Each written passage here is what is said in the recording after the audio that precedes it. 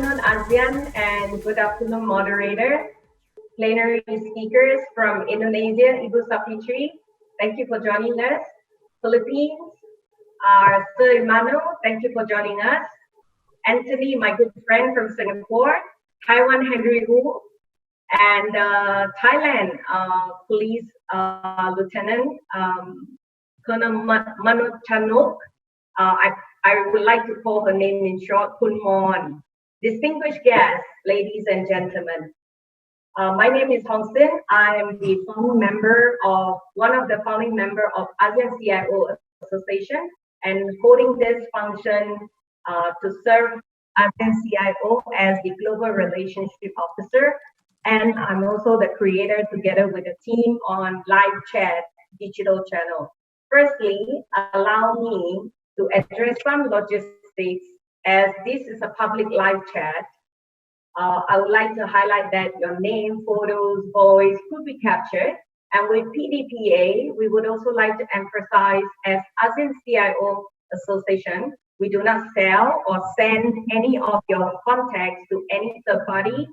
And it is also under strict guidelines and restrictions in terms of data access internally. So as you opt to sign up, or maybe you have your secretary to sign up for you, which means you have also granted us the consent to reach you for any of the newsletters or email updates. But should you opt not to receive any, just drop us a note or unsubscribe from the mailing list. So secondly, throughout the entire session, should you have any question, you can raise your hand by clicking the participant button and put raise hand. There is a blue color sign of the hand, and we will know that you would like to come online. Or, if you're too shy to come online, you can just text in your question on the chat icon. So we will attend to your question at the end of the session. So let me start by sharing. ASEAN CIO Association is a non-profit organization set up by a good numbers of CIOs, passionate CIOs to serve CIOs across ASEAN, and that was since 2010. So grounding to a great friendship and intention of collaboration possibilities, all the personnel in ASEAN CIOs are all volunteers, and yet we have very strong alliance across the region. So we have yet formally opened for membership, and we have already an outreach of about, or in fact, more than 5,000 ASEAN C-levels. Aligning to the upcoming ASEAN Digital Master Plan 2025, we have been driving several initiatives to launch into ASEAN. Our flagship annual forum has been served as one of the activities for regular information exchange bridging towards digital and information divide. So the 8th ASEAN CIO Forum that spanned across 2-3 days has been scheduled in July 8 to 10 with Vietnam. Our co-host is Vietnam Information Network and Software Association. So they are basically playing our co-host. The theme for this year forum is Digital Nation, Moving Beyond Smartness, Demand Sustainability with Co-Creation. So other major events that originally planned for this year are events like the CISO Forum that was planned in Indonesia, the Hydroinformatics Forum, which is actually on the theme of Right the Ripple about digital water, scheduled in Thailand, has also been postponed. Then one of the other very exciting activity, which is a program that will last for 6 to 9 months, is actually about green exchange communities. So what can we learn from the current situation or anything from the past topics in our battle against COVID-19? What could be the new norm? So ASEAN CIO, actually, we have to work and brainstorm, and what we came up with was we generally tell ourselves that we need to rethink, we need to reframe our whole entire engagement with ASEAN C-level. All right, so that's how we decided to open this whole new channel of communication via the Zoom webinar to reach out to many of the C-level across ASEAN. And interestingly, we have a lot of positive feedback that comes in, and even some suggestion of new topics to share. So even before the current crisis, many of us are already working from home, especially those who are working for some of the international companies. All right. So with this current crisis, we are very much relying on a lot of technology to keep us connected. So today, with this whole COVID situation, it should not cripple us. Like I told many, it is like an exam that we're all taking, and it makes us actually look at how we are living and how we can actually live better. So ASEAN CIO's second live chat digital channel, we will continue our engagement to serve. And in crisis like this, we basically, you will get to observe why the digital communities matters and how we continue making it better as the new norm across ASEAN. So with that said, we actually, for the live chat digital channel, we actually have 9 different channels that we are driving. For example, like business consulting, coaching, cybersecurity, cities and urbanization, digital transformation, a very big topic. Digital water is very new to many. Digital fund, what does it entail, right? Digital fund. Green and sustainability channel, and of course, last but not least, focusing on women and youth support channel. So live chat 2 focus on the subject that usually people shy away or not aware, but most time is really not aware or do not know enough to act, to ask if the information that we're reading and seeing is genuine or valid. So let me start you on these 3 terminology that you may be hearing or may also learn throughout this whole entire session with Anthony and the plenary speakers. So first, we talk about things like disinformation, the terminology of disinformation. What is disinformation? All right. Information that's false or deliberately created to harm a person, social group, organization, or country. Okay. Second, misinformation. Information that is false, but not created with the intention of causing harm. Malinformation, okay, malware, you hear about malware, right? Now you have this conversation of malinformation, right? Information that is based on reality, used to inflict harm on a person, social group, organization, or country.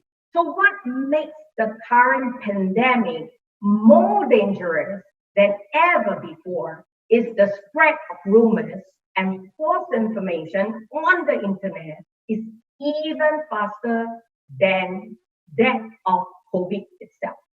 So malinformation, misinformation, disinformation are causing chaos globally. It's not just ASEAN, both in government sectors and also in the business sectors. So in government sectors, they then have to step up and review and look at their policies, their approach on what they're going to do. So again, all right, since the outbreak of COVID-19, some of other member states has been working on addressing COVID-19 infodemic. The key to protecting society from misinformation that would harm public interest is extremely vital. So not to mislead or cause panic. There are techniques like hacking or even tactics compromising a person, leading to stress and detrimental harm. I believe that when you do a quick check, you can see a lot of all this information. Such acts typically are orchestrated campaigns by spreading untruth via all means of social media. And all these are just not acceptable. So in across ASEAN, what do we do? And disinformation in some of the country, in most of the country, can be classified as also a crime. And disinformation as a cybersecurity issue is also raising huge concern. So if not handled again, all right, chaos happens again. And cybersecurity problem, social media manipulation, fake news that coin in on disinformation issue has big impact also on data integrity. What we are reading, how real, and what if we based on those information to act on certain policies. So availability of information and the confidentiality also matters. So with internet, who will know that the information is being manipulated? And how do we validate and recognize what is real versus what is fake? So with issues as follow, how do ASEAN collaborate to address this information effectively?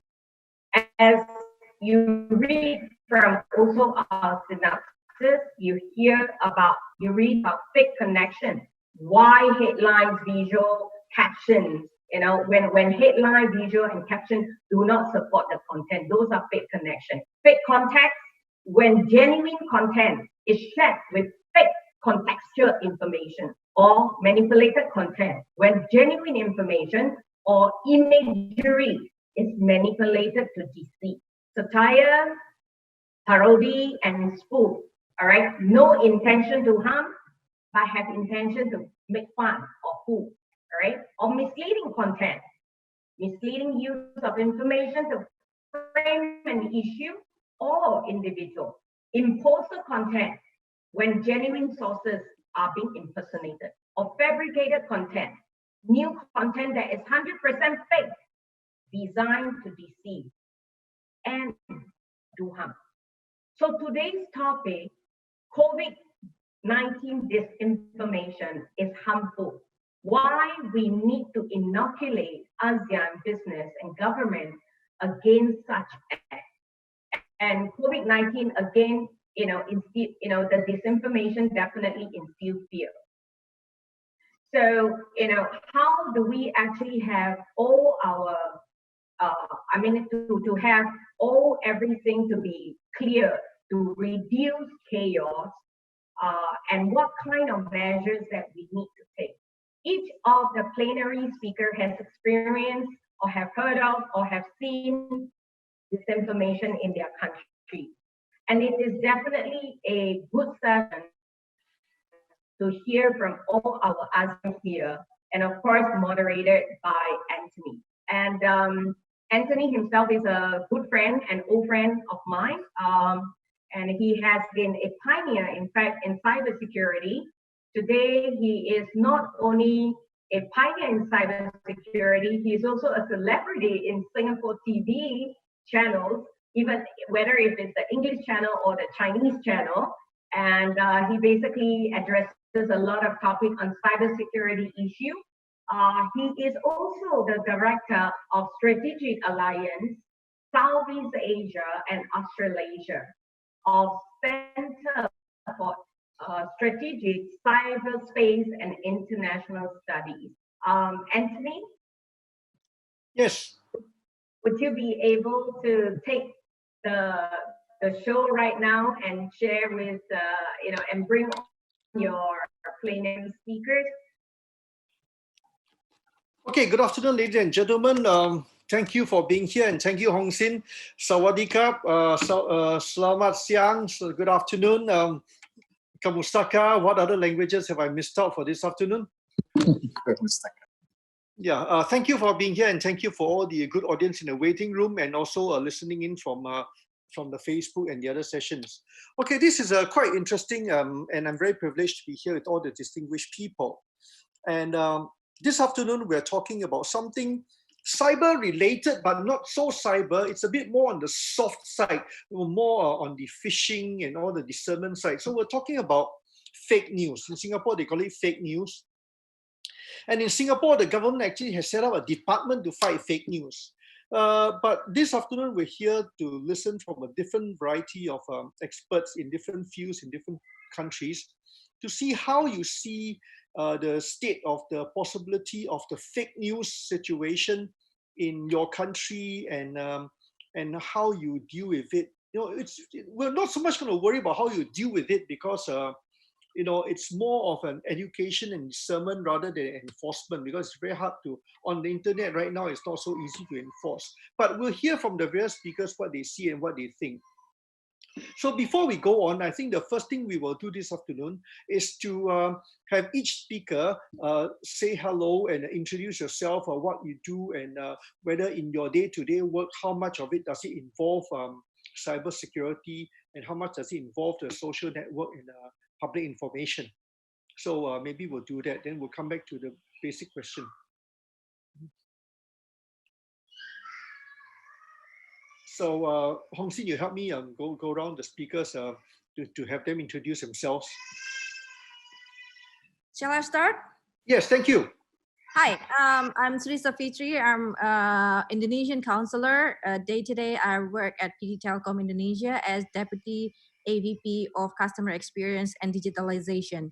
In terms of cybersecurity, I'm also co-founder of Indonesia CyberSecurity Forum, and very much involved in COVID-19 as part of task force for several areas, including like developing with local people to develop ventilators. So speaking about disinformation or misinformation, currently I'm wearing batik. And if anyone told you that batik is not from Indonesia, it's called misinformation. Right, thank you. I'm sure batik is from Indonesia, but we have a different forum on that another day. Thank you very much, Puan Sri. All right, the next speaker, say hello to and tell us a bit about what you do in your work. Maybe Sir Emmanuel, may I invite you to give an introduction to the audience? My name is Emmanuel Rey Caintic. I'm the Assistant Secretary for Digital Philippines. I'm also I'm the boss of the Cybersecurity Bureau. There's actually a director running it on a day-to-day, but I'm the minister in charge for the Cybersecurity Bureau. Wow. I'm also involved with most of the entire COVID-19 ICT environment, linking all the departments in making sure that there's a collaborative, integrated solution to the pandemic from an ICT perspective. Thank you. So, Kumon Ka. Thank you. Kumon, would you be able to do an introduction? Okay. Hi, this is Mon, Police Lieutenant Colonel Manachanok Jumroonrojana.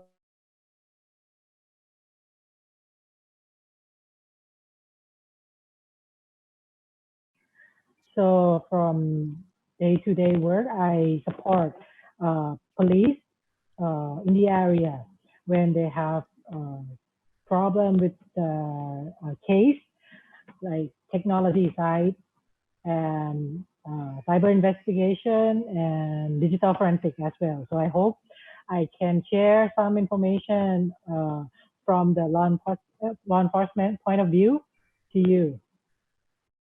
Thank you. Thank you. Thank you, I'm sure. Thank you. And Henry Hu. Henry, our guest panelist from the North, Henry, also another IT technical expert. Hi, my name is Henry. I'm actually based in Taiwan. I am the Global Director of Research for CSIS, Center for Strategic Cyberspace and International Studies. And we are a global think tank group focused on cybersecurity and defense, and also regional and transnational cyber challenges. So happy to be here, glad to be here this afternoon. And this is actually quite an opportunity for us to share what we have been doing over here in Taiwan as well. Thank you, Henry. Okay, we'll move on the introduction to our next distinguished speaker. We have basically everybody already done the introduction to me. So we have Okay. Safitri, Mon, Henry, and also Sir Emmanuel. So Okay. you are ready to go. Yeah. So thank you everybody for introductions. I want to make sure I didn't leave anybody out. So, okay, we'll break the discussion this afternoon into several pieces instead of doing everything at the same time. So, for example, we'll talk about misinformation and disinformation in general, especially over the social media internet today. Not necessarily related to cyber, not necessarily related to COVID. Then the next round we'll talk about more specifically how do we see the misinformation and disinformation with respect to COVID as the order of the interest of the day today, and what are the dangers and why are we having this discussion, because it's not supposed to be a good thing. And then third part will move into the relationship between misinformation and cybersecurity.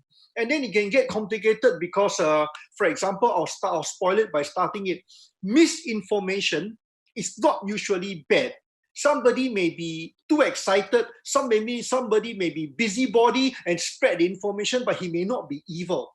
But the trouble is, and we'll discuss this later on, bad guys will take the misinformation to turn into disinformation and to turn into a cybersecurity issue with phishing and all that kind of thing. And in between, inject elements of the COVID information today and make the whole thing far more complicated. So this will start with a very simple and reach toward the more complicated.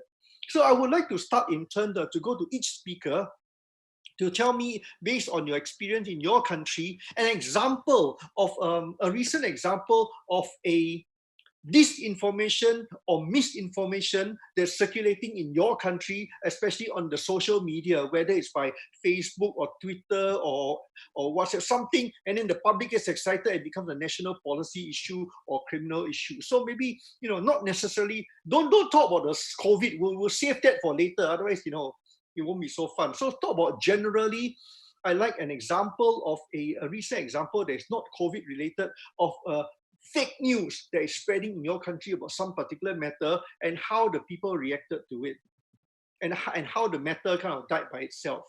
Is that okay?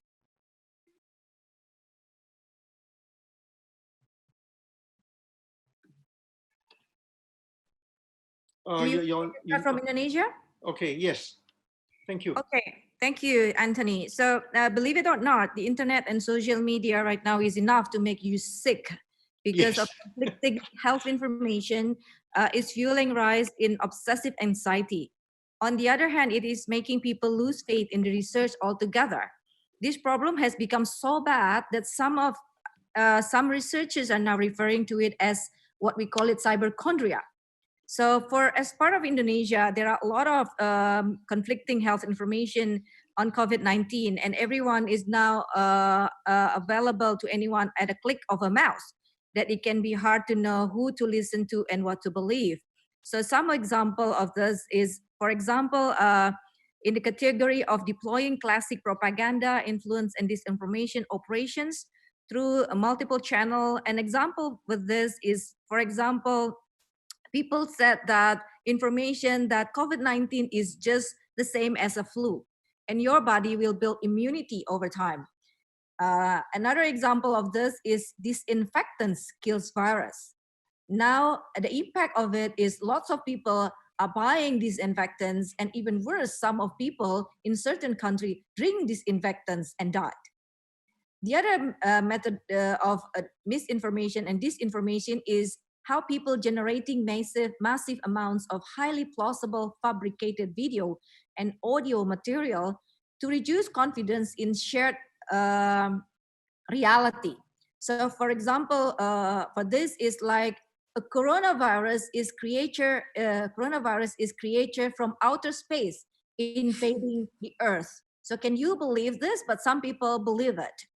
The other is like information that is purposed to discrediting key mediating institutions that are capable of distinguishing between true and false information. So for example, of this is like COVID-19 is a conspiracy theory, or Bill Gates and Microsoft is developing vaccine in a form of implanted chip in our body. So this has also creates discrediting a certain people or certain institutions. The other example of this is like corruption or manipulating of the databases on which major components of the economy increasingly rely of misinformation country data. For example, is how a country data of corona positive cured and death patients, which are in some countries is misleading or inaccurate, so that creating misperception of other countries of that. And the last example for this is in a form of manipulating or degrading systems of algorithmic decision making, both to impair day-to-day government and corporate operations, as well as increase social grievance and polarization. So for example, here we can see in the news, products made from China like mask or test kit, etc., are not safe or low quality, and Spain and countries in Europe rejecting it. But if we look at the news and read it thoroughly, it's just part of or some of the products among millions of the products. So it's creating or manipulating or degrading information that impact government or also corporate actions. So that's kind of thing, examples not only for Indonesia, but also beyond, that is happening and in discussion in Indonesia, on top of, for example, a lot of other things like, oh, this professor in Java already found like this kind of medicine for corona, or like ginger, or like herbs to cure corona, and lots of people are buying that, or like garlic can solve corona, and many people are going to the market and buy garlic that increase the price in the market. So yes, that's actually, Sri, you're right. I'm sorry to interrupt you. I was just coming to that. I mean, thank you very much for starting off the session with all the examples, and we'll come back later because we've got a few. But you've given quite a few examples, and I'd like to pick up on two of them before we carry on. I was, your garlic point. It's very funny. I actually saw that newspaper report that and the same thing as in Malaysia and India, where people eat a lot of garlic and turmeric and ginger, and suddenly there was panic buying. Indonesia was running out of garlic. They had to import from Myanmar and Vietnam, and I thought that was very funny because people in Singapore started thinking, yes, that's a good idea. I better buy some more garlic also. So the second one, before I carry on, you talked about people drinking the disinfectant and getting ill and dying. I think that misinformation came from a particular personality with some blonde hair very far away. I'm not sure about that. But with that in mind, thank you very much. We move on to the next speaker, and the question is based on some of the examples you've given, or do you see similar, one or two of these fake news in your country, or other examples of fake news, whether it's COVID related or not, in your country that's causing a national and enforcement concern in your country? So who would like to take the next and speaking and sharing some example of fake news in your country recently? We call it fake news. Okay, in Singapore they call it fake news. It could be disinformation. It could be misinformation. Disinformation is where the misinformation starts to have an evil intent. So maybe Kun Manachanok, would you like to share one or two examples you see in your work in?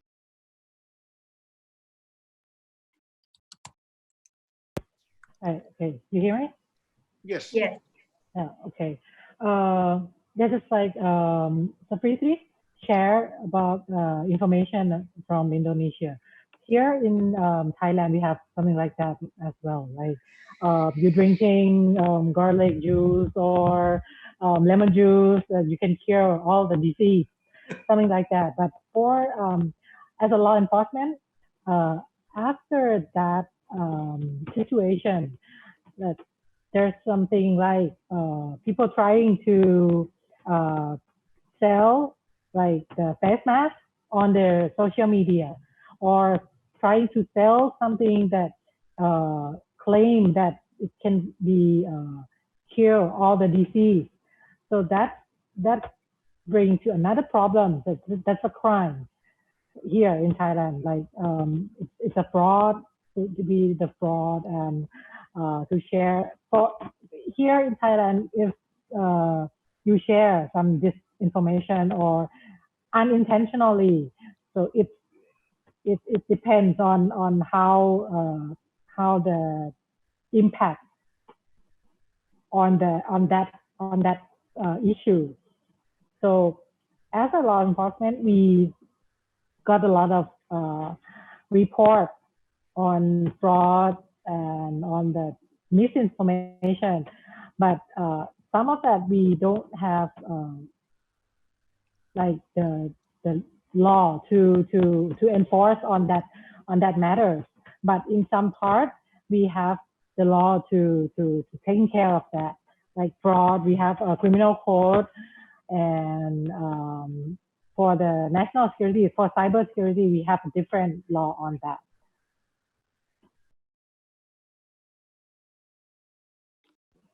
Yeah, and so that's from Thailand that we should have that. So we have the Ministry of Digital and Economic and Society established the anti-fake news center that help with the information to communicate with people. So it's like the fact check channel that people can check if this information is true or it's inaccurate or it's not true. Thank so you. that's one thing. We'll come back to you later in the conversation about your department of helping people to sort out fake news. I think we can learn something from that. So that's a good thing we can learn. And thank you for the examples. Although I think drinking the lemon juice or lemongrass juice is good because nobody will die from it, and it's quite good. But I think even though it's a fake news, it's a good misinformation. So thank you very much. Kun from that. Mr. Rizal, you're next. You have something to add to the experiences of the misinformation and disinformation.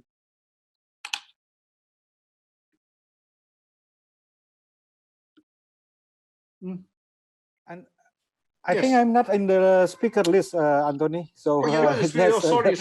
Okay. Yeah. Never mind. Thank you. Yeah. All right. Go We'll ahead come on with to the fellow never from. Mind. We'll go up north. From Thank you. Philippines. From the Philippines. Yeah. Okay. Sorry, I mixed you up with Mr. Emmanuel, sir. Sorry. Okay. Mr. Emmanuel, then I'll come on to Henry. Mr. Emmanuel, share with us some examples of the misinformation or disinformation that you have experienced in your country. That's not necessarily cyber related. We'll save that for later. But that caused some either excitement in a good way or in a bad way that may or may not be the same as the experiences in the other countries. Actually, I saw it on chat. Emil is actually on an emergency call right now. Okay. So I guess I'll just. I thought he's back already. Never mind. Okay, now, never mind. Then he told me he was back. Never mind. Then Henry, you give me your experience from up north. What happens in the north? Because Taiwan seems to have been doing a pretty good job looking after the number of cases, and we should learn a thing or two. So, but anyway, share with us the fake news that's been going on in Taiwan, one way or another, and how people are reacting to it, and are there any similarities to the rest of Asia? Actually, as everyone known pretty well, Taiwan's actually under propaganda warfare with China for quite a while already. So not only during COVID-19, but also before COVID-19 as well.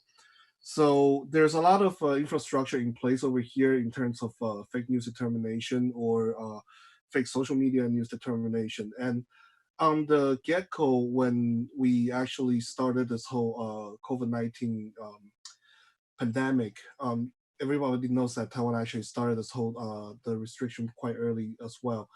And being said, that actually we had a number of fake news that's actually spread around and actually had effect on us as well. One of which is we call the toilet paper warfare. Okay, so there being fake news spreading around online, on social media, on Facebook, and people were going out buying toilet paper like crazy. Yeah, because they all thought they're gonna run out of toilet paper because toilet paper is actually one of the main ingredient that's supposed to be used for face masks. But it was actually pretty clever in terms of how our government remediate that. first off, we actually released a couple of news on social media by government officials stating that the current toilet paper production is actually not anywhere close on the rate of people buying it. So sort of a sarcastic remark that they actually help out the economic.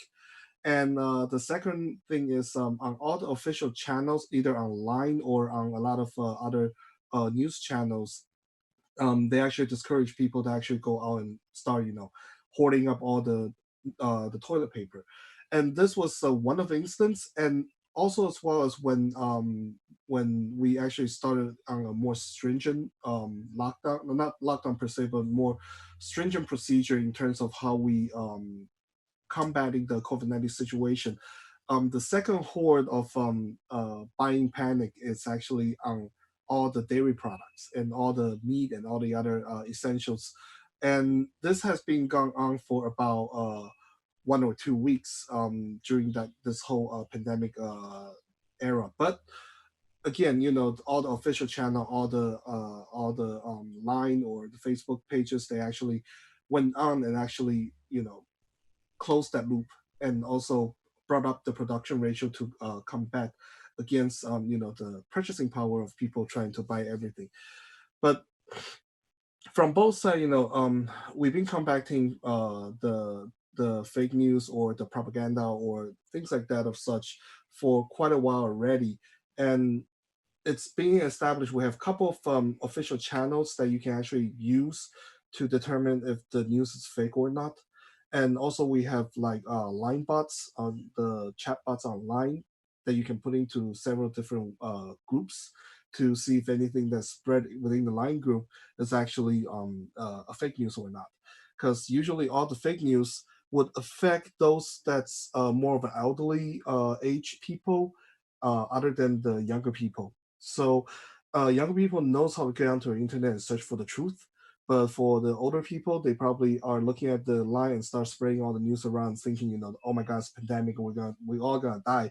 But again, those line bot actually helps them to figure out what is true or what is not. So there's actually quite a bit of the measure and countermeasures that being in place. And on top of that, all the informations actually are being centrally controlled by our CDC right now, because we have a central command center to actually handle all the information inflow and outflow.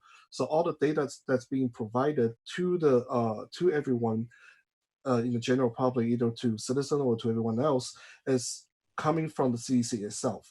And every day, starting from the time of the pandemic around January till now, we have a YouTube broadcast every day at 2 o'clock from the central DC, the CDC itself, addressing and giving out suggestion and what's going on and what's going to happen next in terms of how to fight the pandemic. And this actually been working pretty well for us, and a lot of the panic buying or a lot of the hoarding behavior is actually all settled down in Taiwan right now, and everything's pretty much back to normal for us for the moment. I mean, we've been through 28 days with 0 case detection locally, so I guess that's something to be proud about. But again, we're still being careful, and we are still spreading positive propaganda, throughout the island, trying to, ask everyone to keep themselves safe, keep the social distancing, and try to keep away all the fake news that's spreading around the web. So fake news wise, we actually have it under control. And a lot of the media influence, for once, they actually are all on the same page, trying to help people. And there are commercials, programs air regularly on TV, on radio, and on all the social media, telling people what they are supposed to do and what is true and what is not. So fast and rapid clarification and fast and rapid response, I think, is really the key of how we combat with all the fake news and fake media that's happening right now over in Taiwan. So that's what we have on our end. So back to you, Anthony. Thank you very much, Henry. So that was quite comprehensive and that was quite encouraging. And so it looks like we're moving towards the next area where we talk about, you've alluded to it, and also earlier about combating, how you combat the fake news, how you fight the fake news. And unfortunately, we've lost Sir Emmanuel because he's being pulled to another meeting right now. The minister is looking for him. But then we'll come back to Ibu Sri. Maybe we'll start with you again about how in your country, officially or unofficially, the authorities are trying to combat the misinformation and disinformation, especially those that are harmful. Buying too much garlic. I'm not sure how harmful is that, but so over to you, Puan Sri. We'll talk about how your country, officially or unofficially tries to combat the misinformation and disinformation. Then we'll come on to hear more on this from Kun Manachanok, and then back to Henry also. Okay, thank you, Anthony. So in our country, regularly, Ministry of ICT create a list of information that are considered as hoax or disinformation or even misinformation. But then it's not entirely address all of the misinformation or disinformation. Only like major information that are in fact or very viral in social media. But then I think the country or even the world needs an independent online watchdog for this kind of information, especially for this time of COVID-19, because information in one country also relevant for other countries, not just about garlic, but also about disinfectants or masks and other things, which is also considered to be a global misinformation that also needs to be addressed by the world. So if a country can have like using technology like AI-based technology or even the world, that will be very helpful. Right, thank you, Puan Sri. So yeah, this is a good idea, and I think many organizations and governments are starting to consider the use of AI to speed up the discernment between fake news and and again, like I said, there are two parts to it. One is the formal attempt to combat the disinformation, and one is the informal. So on a more formal, so we'll come back on to Kun Manachanok. Early on, you're telling me about your country has set up an agency to help to combat the fake news and to stop the panic among the people or the bad practices or the criminal practices. So maybe you could share with us a bit more about the practices that your organization and your country are doing in this area. Thank you. Yeah. So for Thailand, it's under the Ministry of Digital Economy and Society that take care of this issue. So they have the anti-fake news center in Thailand that people can check it on website, or you can download the application and use it on your mobile phone, something like that. So that's the fact check channel that it's not only about the COVID-19, but a lot of information that in the spotlight of that people you want to know, like politically issue or something like national security, or what everyone talking about these things on internet, on the cyber world. So that there'll be information on that website to declare that that's the truth, it's true, or it's the false news or the fake news, or it's inaccurate information, so that people can check on that. As well as we have a lot of something like a non-profit organization to run the fact check website, like COFAC or the Thai News Agency, like Shore and Share. So there's a lot of channels that people can check on the information. I think the thing is we need to communicate with the people that how many channels you can use on your own goods, on your preference, and you can check what you gonna share on the internet or on your social media. Thank you. I want to ask you one more question. When you have set up all these systems and all the fact check, do people actually listen? Do your country people actually listen to the government and the police information? This is good, this is fake, all that. I mean, like, because I know in some countries, the government also publish all these kind of fake fact check news, but the people don't seem to care very much. So I'm just wondering. Yeah, I understand. So that's why I mentioned that there's a lot of source that people can use.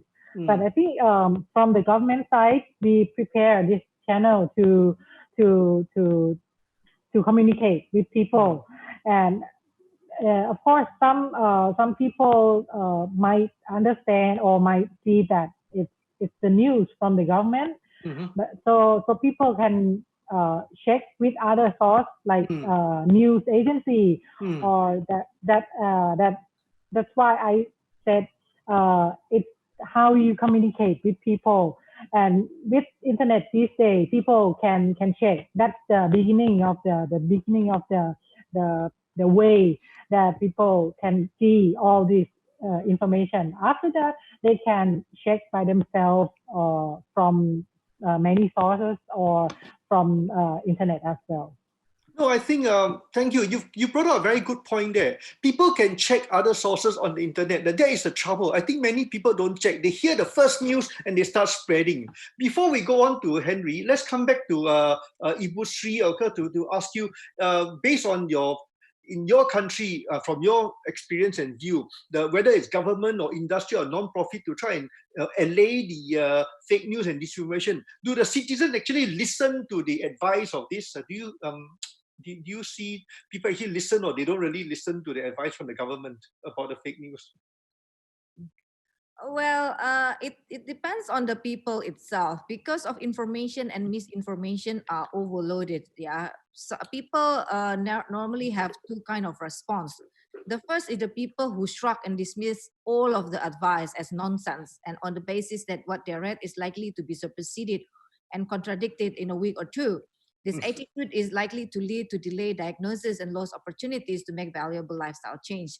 But the second response is to take all advice with borderline obsessive seriousness. This is particularly common among people who have high level of pre-existing health anxiety. So these two responses are available like two coins, two-sided of the coins. But then some people believe totally to the government and listen to it, but some people just simply ignore it. So that's what happened. Thank you. Yes, I know. So, okay, coming back to Henry. Henry, you with us? Yes, I am. Okay, so earlier on you were talking about your country has a relatively comprehensive ways of reaching out to people. You have the 2 o'clock YouTube publishing and all that kind of thing. And do you get the idea that the citizens generally listen to all the clarification instead of trying to spread all the toilet paper news by themselves? To be more exact, we were watching how the fake news and all the disinformation spreading out on social media when we first, started this pandemic, or were monitoring it, and it was pretty heightened and it was pretty bad in the beginning. But once we started the countermeasures and how we control the information, not control per se, but spread information, official information throughout different medias, the number of fake news that people believe in actually dropped dramatically. So like I said, when the whole thing initially started, there are fake news spreading around, buying toilet paper, or buying dairy product, or buying meat and such, to prevent the government lockdown. But again, when government specifically said that they are not gonna head to any lockdown on all the official medias and on all the official news, those news died down dramatically. So to be more exact, we can't say we are not being affected by it, but the way that we control it over here is actually more rapid, and people actually do listen, because the way that we see how the Taiwan government right now actually made the mask available to everyone when everybody was having a hysteria, trying to figure out if they are going to get a mask or not. We started a ration system, and the ration system was actually completed within 2 days of time frame. So all the rapid development that's coming in our end, helping to ease all this fake news hysteria amongst all the general public. So right now, I would say any of the fake news that related to COVID-19 over here in Taiwan is being controlled pretty well, and people do listen to the government, and the anxiety of people actually thinking COVID-19 is gonna affect them is actually just drastically lowered by a wide range. So it's coming up pretty nice and easy. So that's good. Thank you. And I think among us speakers this afternoon, Indonesia, Thailand, and Taiwan, and even Singapore, I think the COVID-19 case is relatively under control, compared to some other countries. Let me tell you one or two funny things from the Singapore perspective before we carry on. Earlier on, you mentioned about there was panic buying. Suddenly, everybody was going to buy toilet paper. Now, the same thing happened in Singapore. So the Prime Minister was going to address the country. That he made an announcement that the Prime Minister is going to speak to the people. Before the people heard what the Prime Minister was going to say, that afternoon there was already panic buying in the supermarkets. Everybody was buying everything. I thought it was very funny. The second thing was that, so the Singapore people suddenly went to buy toilet paper. So everybody stripped all the shelves. I don't know why. And then people were laughing at us. But over the next few weeks, people in other countries also started buying toilet paper. So I never understood the what was going on there.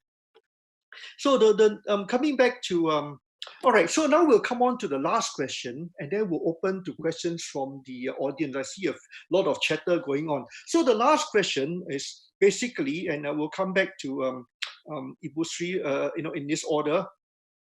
How do you see the relationship between fake news, misinformation, disinformation, and cybersecurity?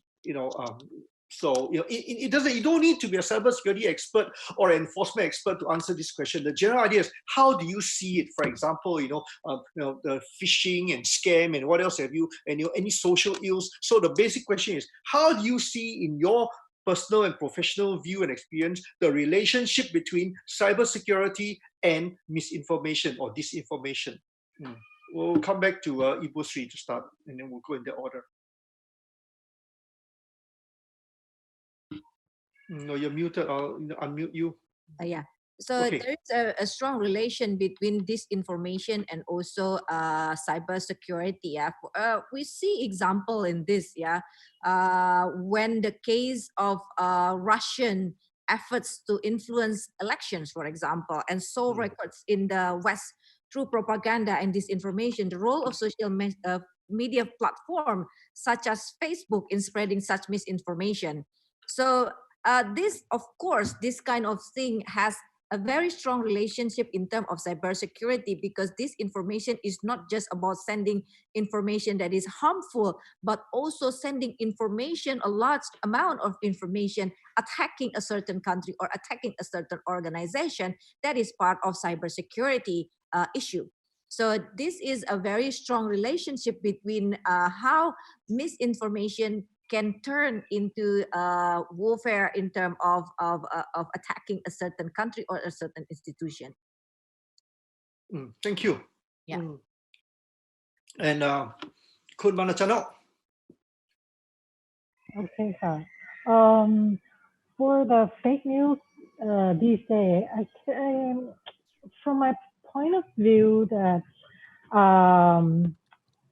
when people alert with all the news and some is fake, so sometimes it can create some chaos for the people, and people tend to share more information or jump into some sites and share, you list up your name for the special privilege on how to buy things, something like that, or people tend to believe that information, and that leads to the fraud and all the information that the criminal can gather a lot of information from these way of this case, something like that. And sometimes it create the, what should I say? It create the crime in Thailand, like okay, so sorry, and okay, I will share that for now. I'll be right back. Sorry.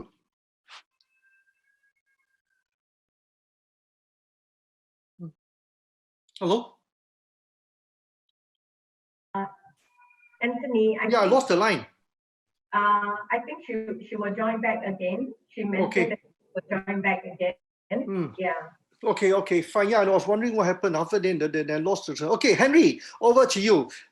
How do you see the relationship between misinformation and cybersecurity? Okay, so not only misinformation in cybersecurity, but this whole pandemic of how it's affecting the cybersecurity area is actually quite widened. Because right now, we did observe that there are several different APT attacks that's originating either from China or Russia or other places that's focused on coronavirus. Okay, so this whole COVID-19 pandemic actually made it easier for the cyber attackers to attack different targets because of some relatively facts. One, when we start to work from home, the remote worker computer actually is unmanageable. And usually, it's a lot easier for the attacker to do social engineering to those systems, and it's a lot more difficult for IT personnel to manage this particular cybersecurity risk. And from our observation alone, since January till now, there has been over about 400 different variants on coronavirus malware alone. So those coronavirus malware could be based on, the naming scheme of, coronavirus or COVID-19 or COVID.exe of such.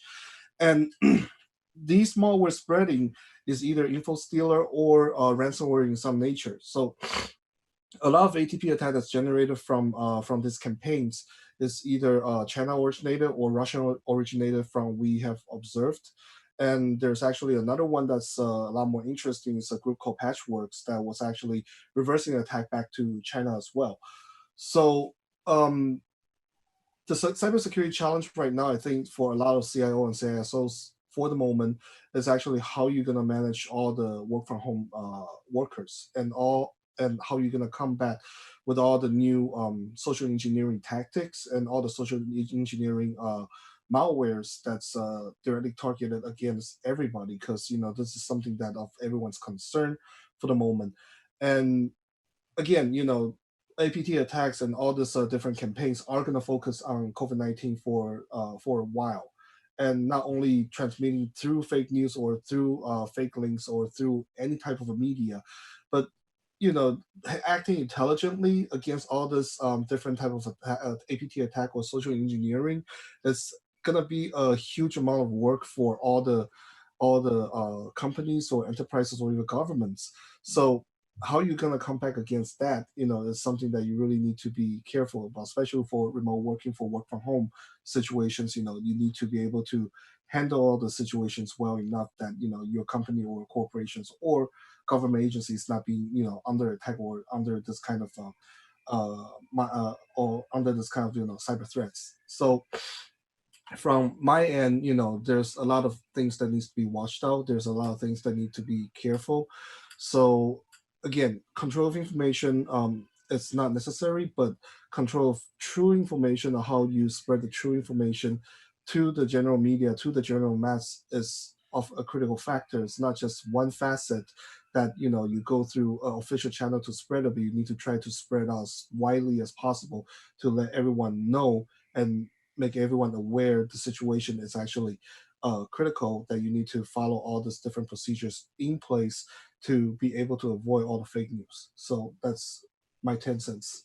No, thank you. That was several dollars. But you brought an interesting point there. It seems that it's easier to spread fake news than to spread true news. And it's harder to control fake news than to control true news. So anyway, yes, in fact, cyber, and I think you read many reports on the LinkedIn and all that, that when everyone started having lockdown, everyone started doing remote teleworking, everyone started working from home, there was not enough preparation to educate the users about the cybersecurity issues, because there'll be bad people doing phishing using COVID information and using some other welfare or other enforcement information to trick people using phishing. So it's not just a technology, it's not just a malware, but many people who are now remote access and teleworking need to be educated in basic cyber hygiene, which I think is not too late. So authorities and government, and like the law enforcement, for example, Manachanok organization, could be carrying on a campaign of public education to tell people to be aware of, the bad practices regarding this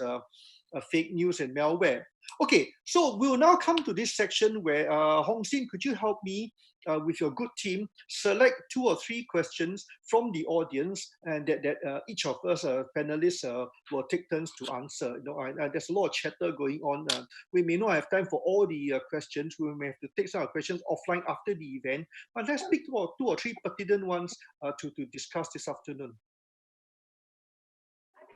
One of the very interesting question that was being asked is like, any country manage or control fake news, the normal time and the abnormal time?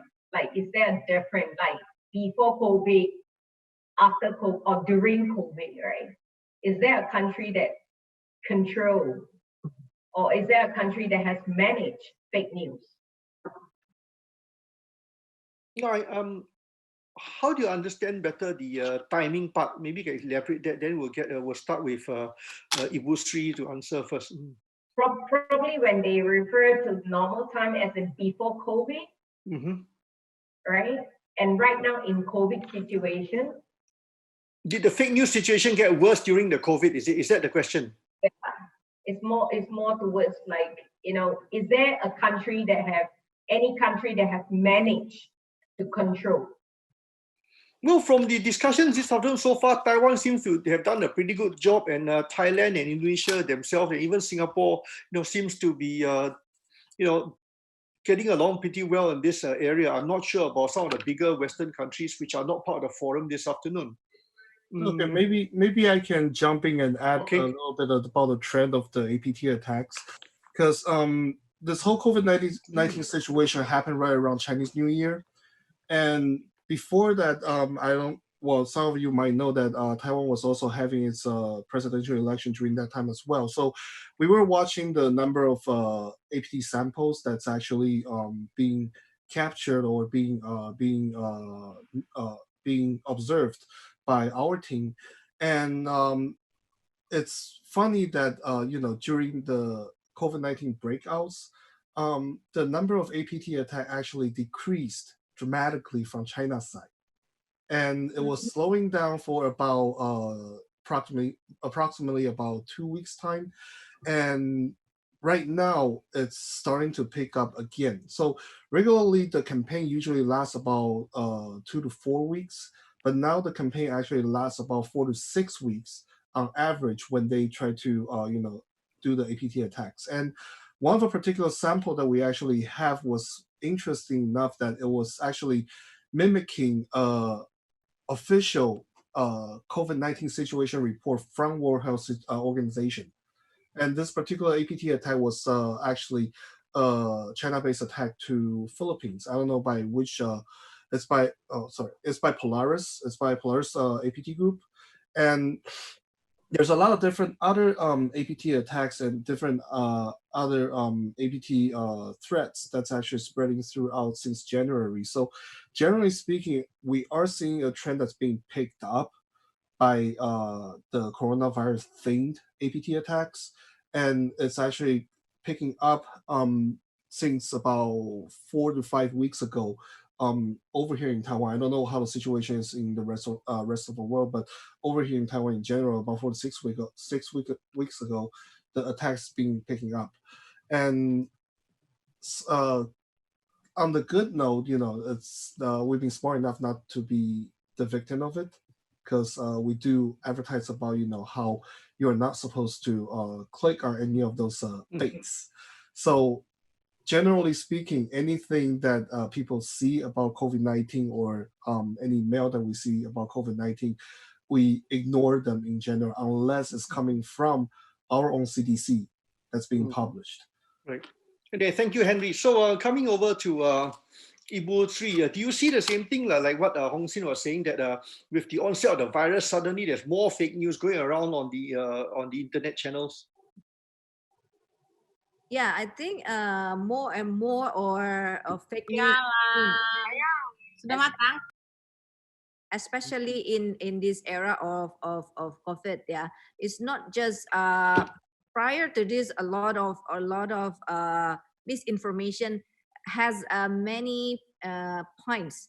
It's not just about but this era in Corona, most of the misinformation mostly about Corona, about what is the origination of Corona and how to solve it, how is the symptoms, what is the best medicine, and things like that. So right now in this, if you call it abnormal time, then more and more misinformation focusing on Corona itself. But prior to that, which you call it as a normal life, the topics of the misinformation are in many forms, from politicals to impacts of eggs and coffees to health kind of thing. It's not into one point. Okay, yes, thank you. So, okay, thank you. I see your point. So let's move on to Kun Manzal. Are you back with us? Yes, yes. Okay, thank you. So, so in your country, did you notice, especially in your work, the fake news on social media increasing with the virus situation, for example? Sorry, again, please. Do you see in your work that with the virus situation, the amount of fake news in the internet media is suddenly increased? Oh, yes. Maybe people staying home and have nothing to do, so we try to create fake content. Yes. Yeah, it's possible, and it happens like for as a report or complaint that law enforcement got. So there's a lot of misinformation or something that suspicious that we need to check before. Like Thai people or people in Thailand tend to believe a little bit easy especially during this difficult time. So like people here, they are very kind. So some like when people request or ask for some donation or to share something, to donate money or food or to get involvement from people in the society, that becomes more and more these days. So that's one thing. And other thing, I mentioned it before, like the misinformation about the place that organized the donation and something like fraud that happens a lot, like almost every day in Thailand, to sell low quality products or to get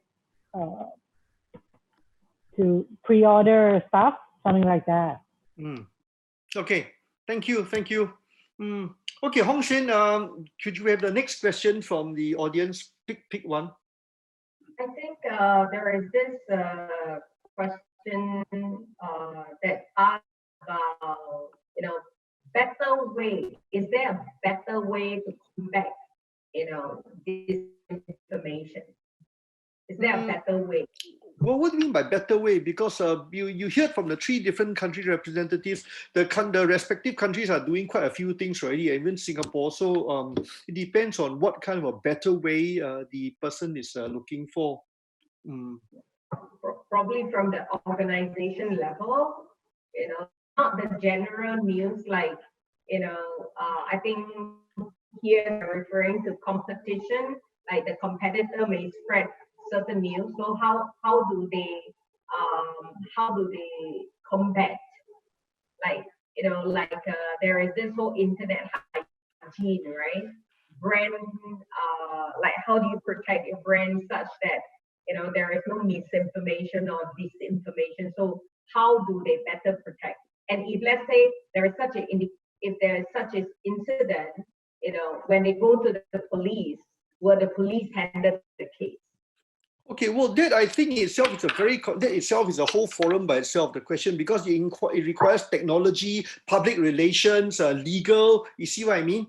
And so it's quite a few entities involved. It becomes a bit more complicated than to answer in turnover the next few minutes. I really appreciate the question, but you can imagine that, especially how do brands protect their organization? When you bring that part up, you can see corporate communications and legal and even cybersecurity and all the kind of entities, especially when you're public listed, it gets more complicated. Then you have authorities to answer to and compliance and then you need technology. Do we go into things like how do we protect our DNS server? It is a whole different conversation. Okay. We will, based on your feedback, to open a new live chat for that. Okay. Yeah, I think that's that. And I can help you invite some people like who are experts in the the DNS field and well, let's not get specific on DNS because they might spoof your email address to pretend that like spear phishing, all that kind of thing. That itself is a new topic. So let's take one more question and then we'll come on. We're going to start towards closing the forum very soon. We have some more questions from the chatter. Could you pick one that's more interesting for our distinguished panel to respond to with respect to I think misinformation? There is a question that talks about Ibu Safitri that mentioned about AI, right? Will AI be a solution to disinformation? Well, okay, I'll say one line, then I'll pass on to Ibu Sri, and then we'll pass on to the other two experts. AI itself is not necessarily a solution, but AI is a tool. It's a tool, along with data analytics and big data management in the combat of the misinformation situation, especially on the internet. But with that in mind, we'll pass it on to Ibu Sri about the use of AI in helping to fight the misinformation, especially on the internet media. Yeah, I think AI is, of course, is, as you said, is just a tool. It's not the ultimate solution for this. And I think it is very important that we need to think about the solution in terms of ASEAN and also as in terms of our countries, how we can mitigate or reduce this impact. And this can be done through several things. It's not just AI, but we need to do some research or understanding how population, how the citizen react to various forms of manipulation, for example.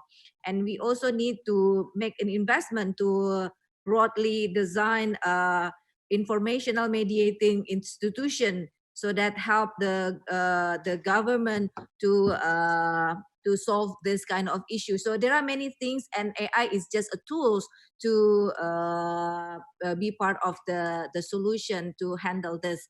Instead of doing or checking the information manually, AI will be able to help us to solve this issue. Thank you, Ibu Sri. Manachanok, in your work, without divulging national secrets, do you see the use of AI as useful in helping to combat the disinformation, as you manage that among your people, in your work? Yeah, we talk a bit about AI. Like, I want to add more a little bit about AI in my field of work. Yes, please. Like when we have experienced some cases that involve with the fake video that with the celebrity and adding some other voice, something like that with the AI. But so how to tackle with this? So we cannot use the normal method to identify or to find the source of the, or I would say how to detect. So we would use the new way to detect all these misinformation or fake information, or like fake video clips or something like that.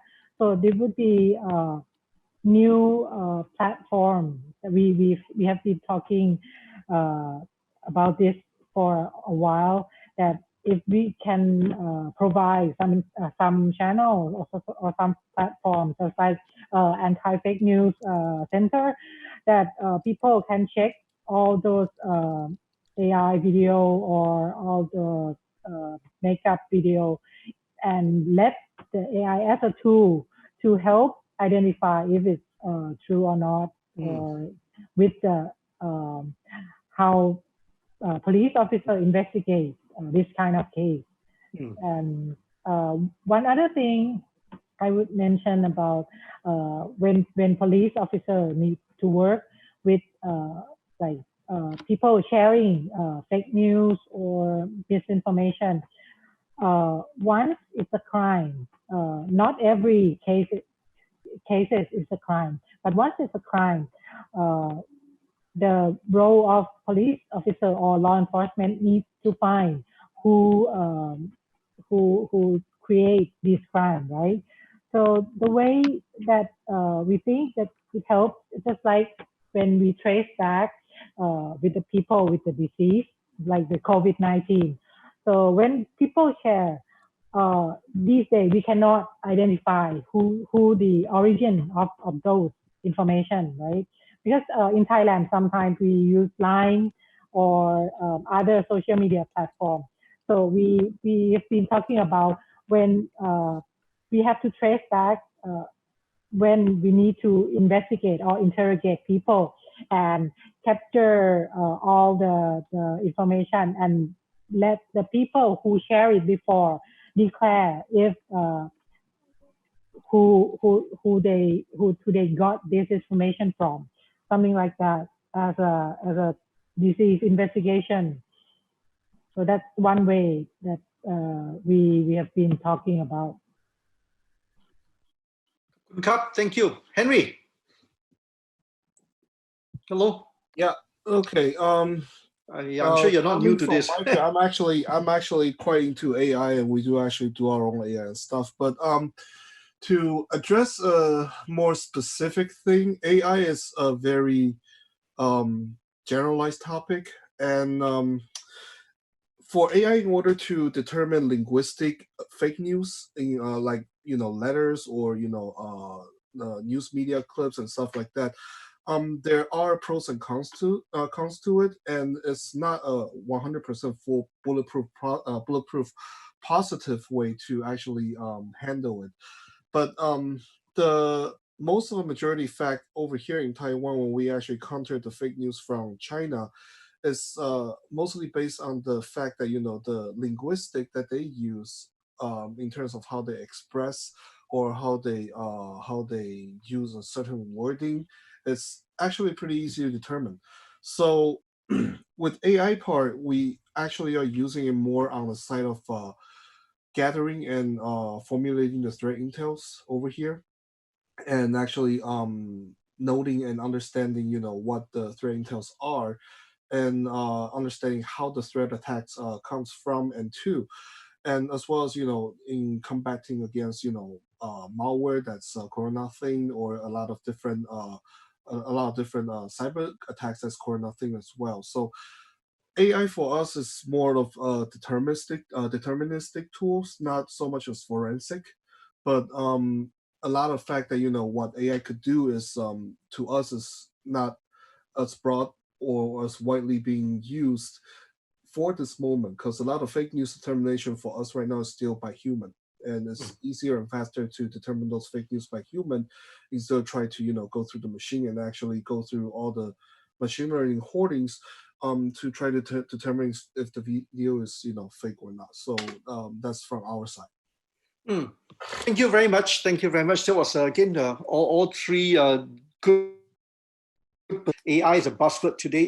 Come back to you, Hong Sin. Do we have another question of interest from the from the audience in the chat.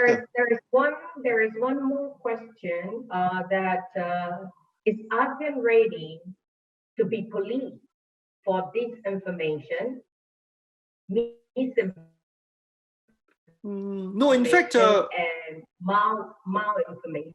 So hang on, Anthony. First, there is also this follow-on question that says, do we need to rely on the US or the Europe sector?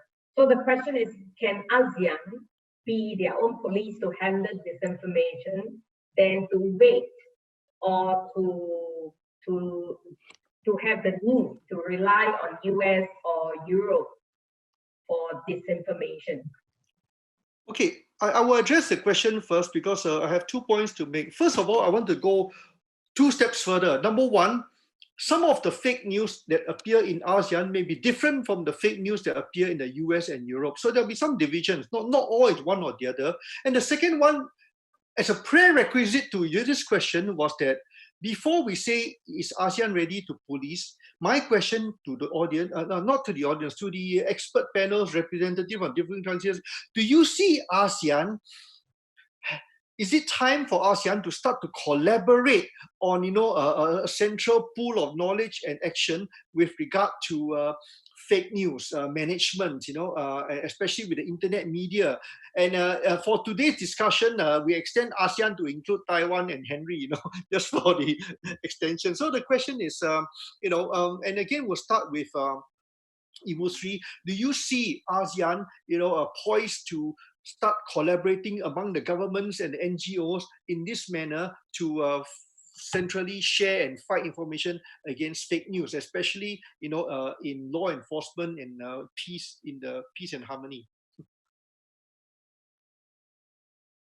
Thank you. I think in terms of ASEAN itself, I think ASEAN, as we discussed this in the chat, is that ASEAN should be independent in this area, because the misinformation and disinformation that is happening in ASEAN is different with what happened in the Western world.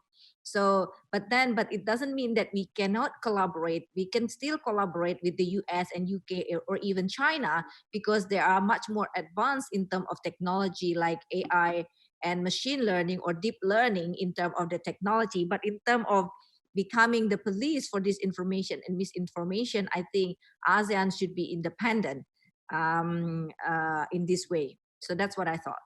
Oh no, I mean within ASEAN countries, Singapore, Malaysia, Indonesia, Thailand, Philippines, do we internally collaborate, for example, for the purpose of preventing crime, smuggling, and or misinformation, or law enforcement, or for the peace of the region, things like that? So we did one step backward, collaborate within us first.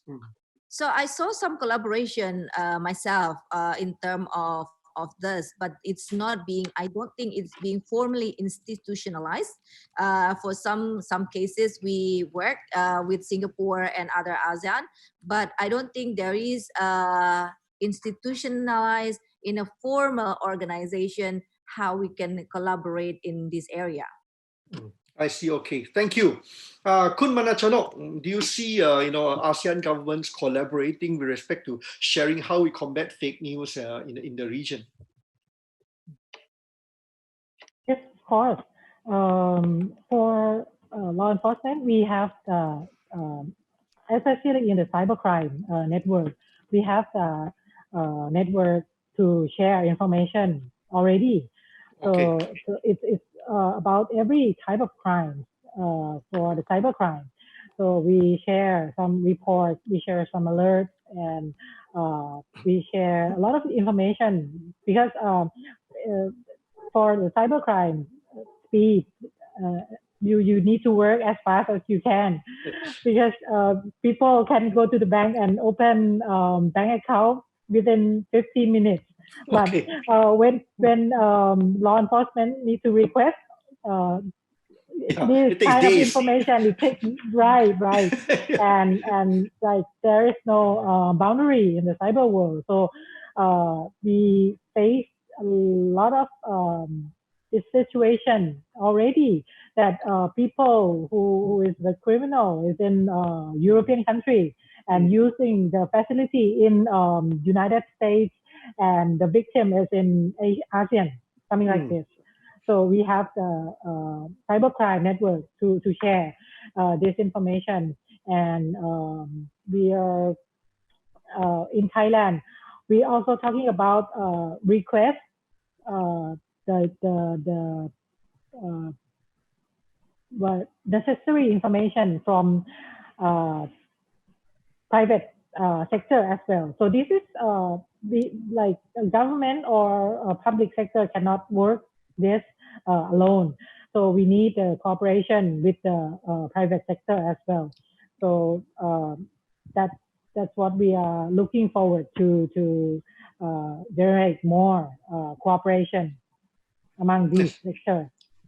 Thank you very much. Thank you very much, Kun Manachanok. So Henry, I'm sure we get some encouragement from you up north about cooperating among governments and NGOs in trying to combat the the scum on the internet.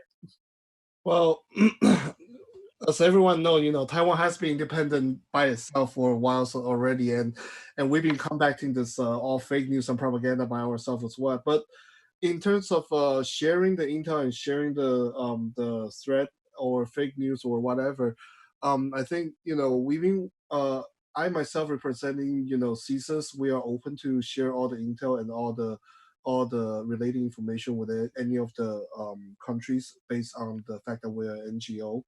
And a lot of things that we are monitoring and we're looking at over here are critical information that could be used by a lot of different entities when it's in need. So, for example, like what I have mentioned, what we've been monitoring in terms of the APT activities from either China or Russia or North Korea, when they're using this pandemic as a thing to attack the rest of the world, those kind of activities are actually not active.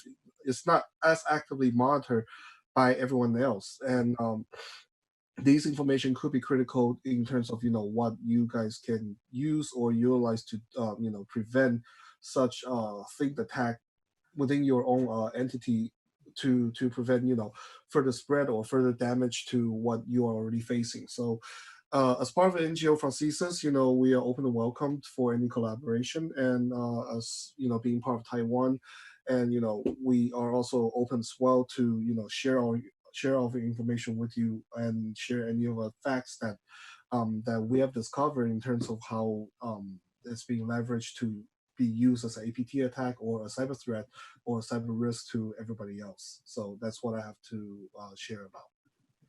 Thank you, Henry. Very good. And thank you also for alluding to some of the work that CSIS is doing in research and advocating, cybersecurity. We're an international London-based think tank that does research and advocacy, and we work with other organizations in the world in the promotion of, and awareness of cybersecurity best practices.